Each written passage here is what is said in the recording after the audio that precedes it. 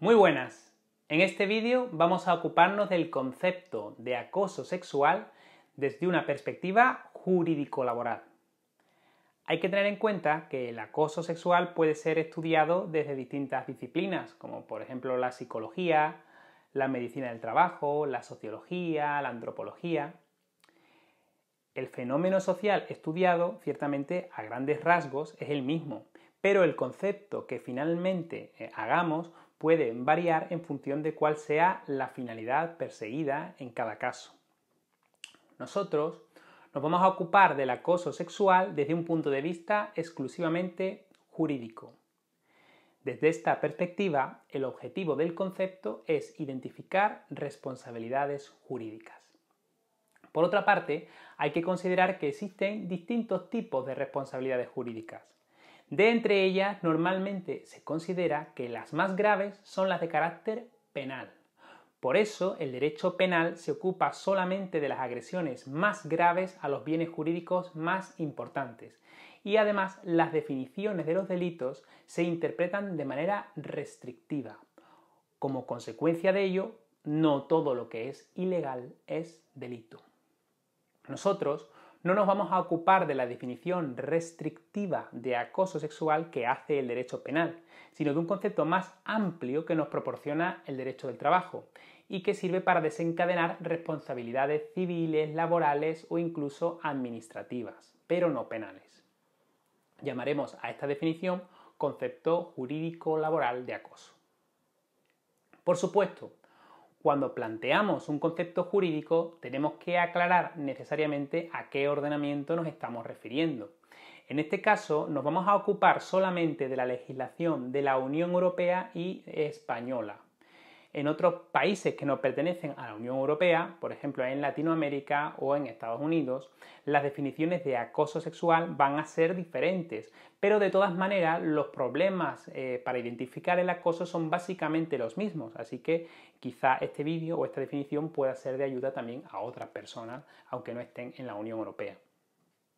En el ámbito de la Unión Europea, el concepto jurídico-laboral de acoso sexual aparece en la Directiva 2006/54 y se refiere a un comportamiento verbal, no verbal o físico no deseado de índole sexual que tiene el propósito o el efecto de atentar contra la dignidad de la persona y en particular cuando se crea un entorno intimidatorio, hostil, degradante, humillante u ofensivo. Vamos a ver los distintos elementos por separado. En primer lugar, como habéis visto, el comportamiento se define de una manera muy amplia porque puede ser verbal, no verbal o físico. Los comportamientos verbales abarcarían conductas como las proposiciones sexuales, las insinuaciones, las bromas, los insultos. En cambio, el comportamiento físico se refiere al contacto corporal. Por último, el comportamiento no verbal incluye todos los demás aspectos, conductas sexuales que no son verbales ni que implican contacto, como puede ser la exhibición de pornografía o los gestos obscenos. Por supuesto, esto no quiere decir que cualquier conducta de carácter sexual llevada a cabo en la empresa pueda ser considerada acoso. Por supuesto, es posible que en el ámbito laboral se produzcan flirteos o se generen relaciones románticas o relaciones meramente sexuales y también simplemente que se cuenten chistes verdes entre compañeros, anécdotas sexuales o que se hagan bromas entre compañeros de contenido sexual, sin que nada de esto necesariamente sea ilegal. Si el comportamiento de carácter sexual es consentido por sus destinatarios, entonces no puede decirse que haya acoso, porque en realidad no se está afectando a la libertad de la persona. Por este motivo, la directiva establece que el acoso tiene que ser indeseado. En tercer lugar, la conducta, lógicamente, tiene que ser de naturaleza sexual. Esta es la principal diferencia entre el acoso sexual y otros tipos de violencia en el trabajo, como puede ser el acoso moral o el acoso discriminatorio o el acoso por razón de sexo. Esto no quiere decir que el acoso sexual tenga que responder necesariamente a un deseo libidinoso, es decir, a una atracción sexual por parte del acosador. En realidad, el acoso sexual normalmente está muy relacionado con el poder y en muchos casos lo que se pretende es simplemente humillar a la víctima, no tiene por qué haber una atracción sexual. En cuarto lugar, la conducta tiene que tener la intención o el efecto de afectar a la dignidad de la persona. Por supuesto, el comportamiento va a ser ilícito si el acosador tiene la intención de humillar a la víctima, pero no es estrictamente necesario demostrar que existe esta intención. La directiva dice que puede ser acoso tanto si hay una intención de dañar a la persona como si se produce ese efecto de daño. Dependiendo de las circunstancias del contexto y de la intensidad de la conducta, determinados comportamientos que son claramente humillantes y ofensivos, pues aunque el acosador no sea consciente de ello, o esto no pueda demostrarse o no tenga la intención de humillar a nadie, aún así tendría que saber que lo que está haciendo no es correcto.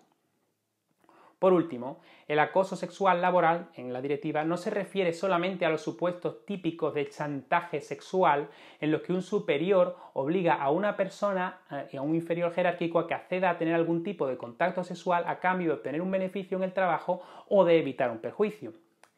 También se aplica en la definición de la directiva a otros supuestos que no son de chantaje, sino que son de acoso llamado ambiental, en el que los comportamientos sexuales indeseados generan un ambiente de trabajo intimidatorio, hostil, degradante, humillante, ofensivo, etc. La directiva utiliza aquí muchas palabras, pero todas vienen a significar más o menos lo mismo con matices. El reconocimiento del acoso ambiental implica que no es estrictamente necesario que el acosador sea un superior jerárquico. Muchas veces lo es, pero puede ser un acoso, por ejemplo, entre compañeros que están al mismo nivel.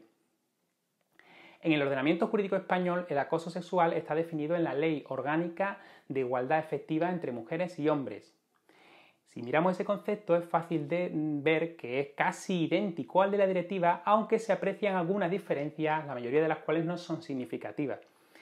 Así, en la ley española solamente se habla de un ambiente intimidatorio, degradante y ofensivo. No se incluyen las palabras hostil ni humillante. Esta omisión no tiene ningún efecto porque, como ya he dicho antes, todas estas palabras significan lo mismo, aunque quizás sea con diferentes matices. Además, en la Ley Orgánica de Igualdad se ha omitido la expresión no verbal, pero esto debe interpretarse simplemente como un olvido del legislador, porque no tiene sentido que haya querido excluir las conductas no verbales, además en contra de lo que está diciendo la directiva de la Unión Europea. Debe entenderse, por tanto, incluido en la definición. Hay un cambio que sí parece significativo y es la desaparición en la ley española del término indeseado.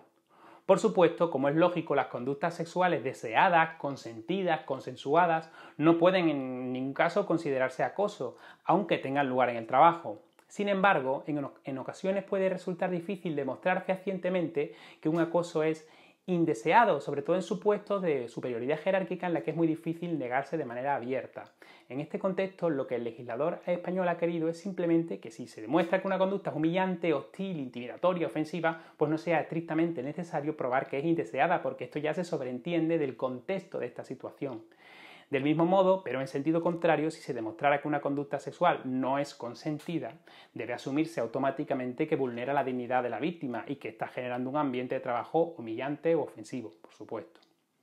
Con esto damos por terminado este vídeo. Espero que haya permitido que quede un poquito más clara la definición jurídico-laboral de acoso sexual en la Unión Europea y en España. Así que, hasta el próximo vídeo.